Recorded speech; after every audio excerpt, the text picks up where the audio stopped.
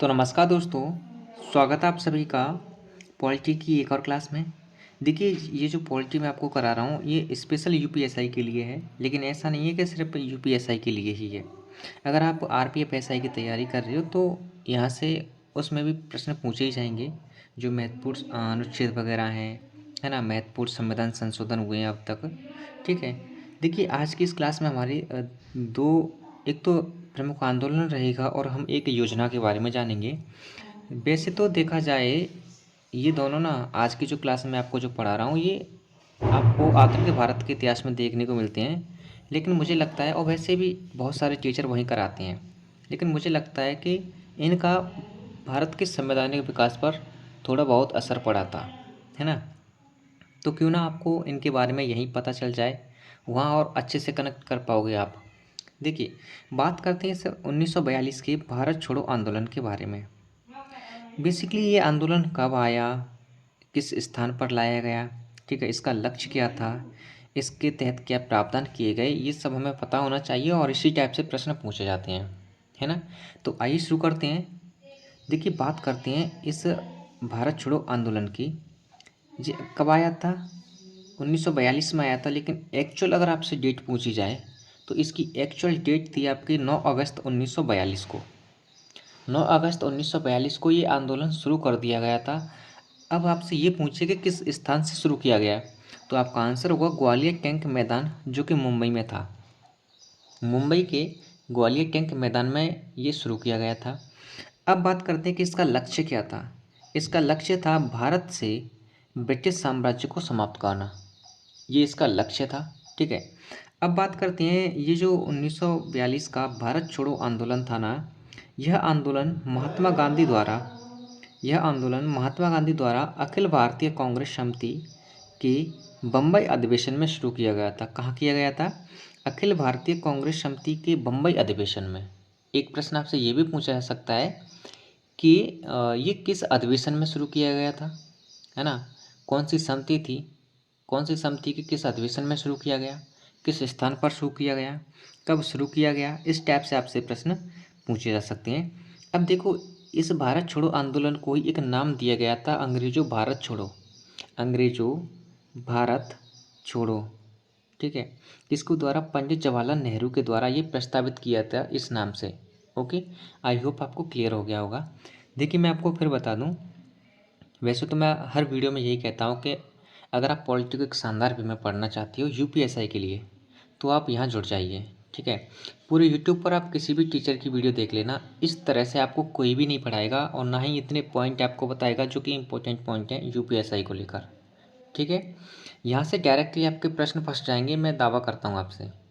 आप 2-4 क्लास लेकर देखो और किसी टीचर की क्लास लेकर देखना 2-4, फिर आपको बिलीव हो जाएगा कि ये जो नोट्स मैं आपको प्रोवाइड कर रहा हूँ क्लास के थ्रू, ये कितने सफिशेंट हैं, है ना, कितने इंपॉर्टेंट हैं। देखिए, बात करते हैं कि एक नारा आपने सुना होगा एक नारे के बारे में, करो या मरो का नारा। ये किसके द्वारा दिया गया? तो आपका आंसर होगा ये महात्मा गांधी के द्वारा दिया गया था। ये जो मेन इम्पोर्टेंट पॉइंट यहाँ से ये बनता है, आपसे पूछा जाएगा कि करो या मरो का नारा महात्मा गांधी जी के द्वारा दिया गया, ये तो आप सबको पता है, लेकिन किस आंदोलन में दिया गया ये भी पता होना चाहिए, है ना। तो ये दिया गया था आपके 1942 के भारत छोड़ो आंदोलन में करो या मरो का नारा दिया गया था। ठीक है। किसके द्वारा? महात्मा गांधी जी के द्वारा। आई होप आप इन चीज़ों को कनेक्ट करना सीख रहे होगे, है ना। देखिए, इस 1942 के भारत छोड़ो आंदोलन को अगस्त क्रांति या अगस्त आंदोलन के नाम से भी जाना जाता है।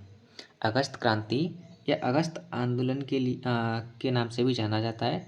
इसीलिए तो मैंने आपको जब प्रमुख दिवस कराए थे उसमें आपको 9 अगस्त का एक प्रमुख दिवस कराया होगा, उसी को अगस्त क्रांति के दिवस के नाम से दिवस के रूप में मनाया जाता है 9 अगस्त को, है ना। 9 अगस्त को अगस्त क्रांति के दिवस के रूप में मनाया जाता है। ठीक है। अब बात करते हैं, देखो, ये शुरू तो हुआ आपका 9 अगस्त 1942 को, लेकिन इसका अनुमोदन किया गया था। आप अगर गूगल करके देखोगे तो आपको इसकी एक्चुअल डेट ये दिखाई देगी 8 अगस्त 1942। लेकिन 8 अगस्त 1942 को क्या हुआ था, ये जो मुंबई का ग्वालियर टैंक मैदान था ना, ये यहाँ पर अनुमोदित किया गया था। इसका अनुमोदन किया था किसका? 1942 के भारत छोड़ो आंदोलन का अनुमोदन किया था 8 अगस्त 1942 को, लेकिन ये शुरू हुआ था 9 अगस्त 1942 से। ओके, तो परेशान होने की ज़रूरत नहीं है। ये आप अगर गूगल करके देखोगे विकिपीडिया या कहीं पर, तो आपको 8 अगस्त 1942 ही दिखाई देगा। ठीक है, ये इसकी अनुमोदन तिथि थी। अब देखो यहाँ पर मोस्ट इम्पोर्टेंट पॉइंट ये बन जाता है कि जब ये भारत छोड़ो आंदोलन शुरू किया गया था, तो ये सबसे पहले रेडियो पर किसके द्वारा भारत में सुनाया गया? तो आपका आंसर होगा उषा मेहता के द्वारा। उषा मेहता ने पहली बार पूरे भारत में रेडियो के थ्रू 1942 के भारत छोड़ो आंदोलन की मतलब इसके बारे में सुनाया था रेडियो पर। ठीक है, अब देखो एक योजना के बारे में जानते हैं, है ना। आप देखो, वैसे तो ये सब आपको आधुनिक भारत के इतिहास में कराया जाएगा, ये भारत छोड़ो आंदोलन हुआ, योजना वगैरह हुई, शिमला सम्मेलन हुए, लेकिन मुझे लगता है कि कहीं ना कहीं इनका भारत के संवैधानिक विकास पर असर पड़ा। तो आपको यहाँ से कनेक्ट करते हुए ही इन सबको पढ़ना है। जब आप ऐसे कनेक्ट करके पढ़ोगे तो आपको चीज़ें रिमेंबर यानी याद करने में ज़्यादा परेशानी नहीं होगी। ठीक है, आई होप मैं क्या कहना चाहता हूँ आप मेरी बातों को अच्छे से समझ रहे होंगे। देखिए, एक योजना आई थी वेबल योजना। अब वेबल योजना क्यों आई थी, क्या इसके कारण थे, आपको अच्छे से पता होगा या नहीं पता है तो अब जान लीजिए। देखो, अक्टूबर 1943 में क्या हुआ था, जो लॉर्ड लिनलिथगो वायसराय थे ना, इससे पहले वायसराय थे लॉर्ड लिनलिथगो, उन्हीं के स्थान पर ये वायसराय बन के आए थे लॉर्ड बेबल वायसराय बन के आए थे। तो अब देखो प्रश्न क्या बनेगा, बेबल योजना को कौन लाया भारत में? तो आपका आंसर होगा वायसराय लॉर्ड बेबल, और इन्हीं के नाम पर ये बेबल योजना इसका नाम पड़ा था, है ना। ये योजना कौन लाया? Viceroy Lord Wavell. कब लाई गई ये योजना? तो आपका आंसर होगा 14 जून 1945 को लाई गई। किसके द्वारा? लॉर्ड बेबल के द्वारा, है ना।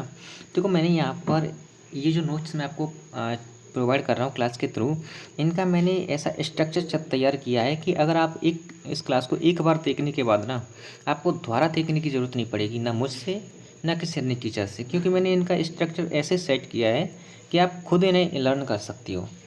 ठीक है, आसानी से और किसी भी की भी ज़रूरत नहीं पड़ेगी आपको, है ना।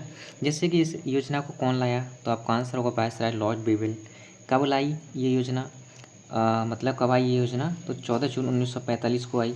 क्यों आई? अब क्यों का मतलब है यहाँ पर कारण पूछ रहा है ना, क्यों आई? इसका कारण क्या था इस योजना को भारत में लाने का? तो इसका कारण था भारत में संवैधानिक गतिरोध को दूर करना तथा अनुकूलन वातावरण तैयार करने के लिए ये बेबल योजना लाई गई थी। ओके, आई होप आपको समझ में आया होगा। अब बेबल योजना के अंतर्गत कुछ महत्वपूर्ण बातें कही गई थी, अब उन बातों को समझ लेते हैं, क्योंकि डायरेक्टली यहाँ से प्रश्न देखने को मिल जाएगा।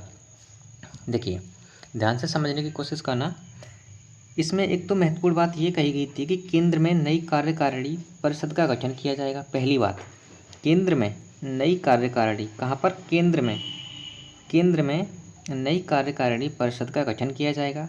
दूसरी बात, ये जो परिषद का गठन किया जाएगा, इस परिषद में वायसराय तथा सैन्य प्रमुख के अतिरिक्त जितने भी शीर्ष सदस्य होंगे, वो सभी सदस्य होंगे कहाँ के? भारतीय सदस्य होंगे, है ना। तीसरी बात इसमें कही गई, प्रतिरक्षा जो विभाग था ना, प्रतिरक्षा विभाग, ये जो किसके अधीन होगी? ये जो प्रतिरक्षा विभाग है, ये किसके अधीन होगा? तो आपका आंसर होगा वायसराय के अधीन होगा। इसमें ये बात कही गई थी कि प्रतिरक्षा विभाग वायसराय के अधीन होगा। आई होप आपको क्लियर हो रहा होगा। अगले इसमें स्टार पॉइंट हैं, ये 2 स्टार पॉइंट हैं, ध्यान से समझ लेना और याद रख लेना। इसमें एक बात कही गई थी कि मुस्लिम सदस्यों की संख्या हिंदू सदस्यों के बराबर होगी। अब देखो, अगर आपसे इस टाइप से प्रश्न पूछा जाए कि किस योजना के तहत ये कहा गया था कि मुस्लिम सदस्यों की संख्या हिंदू सदस्यों के बराबर होगी, तो आपका आंसर होगा बेबल योजना के बेबल योजना में ये कहा गया था, ये बात कही गई थी, है ना। उसके बाद एक स्टार पॉइंट यहाँ पर मैंने ये लिखा है, अगर आपसे पूछा जाए कि किस योजना में ये कहा गया था कि भारतीय स्वयं अपना संविधान बनाएंगे, तो ये भी बेबल योजना में ही कहा गया था। कब? ये इसलिए कहा गया था जब द्वितीय विश्व युद्ध चल रहा था ना, द्वितीय विश्व युद्ध समाप्त होने के बाद इसी योजना के तहत कहा गया था कि युद्ध के बाद जब ये युद्ध फिनिश हो जाएगा, ये पूरा हो जाएगा, तो उसके बाद भारतीय स्वयं अपना संविधान बना सकेंगे। ये बात कही गई थी इस बेबल योजना के अंतर्गत। ठीक है, तो आज की इस क्लास में हम सिर्फ इन्हीं बातों को ध्यान रखते हैं, एक तो भारत छोड़ो आंदोलन के बारे में और एक बेबिल योजना के बारे में। इन्हीं छोटी छोटी क्लासेस के माध्यम से मैं बहुत जल्दी आपका यूपीएसआई का सिलेबस कंप्लीट करा दूंगा और बहुत ही शानदार नोट्स के साथ। ठीक है, मैं आपसे एक बात फिर कह दूं, आप पूरे यूट्यूब पर किसी भी टीचर से मिला के देख लेना। ठीक है, इस टाइप के नोट्स को, पॉलिटी के नोट्स को आपको कहीं नहीं मिलेंगे। इसलिए अगर आप एक सीक्वेंस में और बढ़िया तरह से पॉलिटी को कंप्लीट करना चाहते हैं तो आप जुड़ जाइए। देखो, पॉलिटी को कंप्लीट करने के बाद मैं आपको स्टैटिक्स जी के, यूपीजी के, यूपीएसआई के लिए, है ना, इस बार तो यूपीजी की यूपीपी एग्जाम हटा दी गई थी, लेकिन यूपीएसआई में ऐसा नहीं होगा। यूपीएसआई के लिए यूपीजी के और आपको आधुनिक भारत को भी मैं आपको अच्छे से कराऊंगा। ठीक है, तो जुड़े रहिए। चलिए मिलते हैं नेक्स्ट क्लास में। जय हिंद।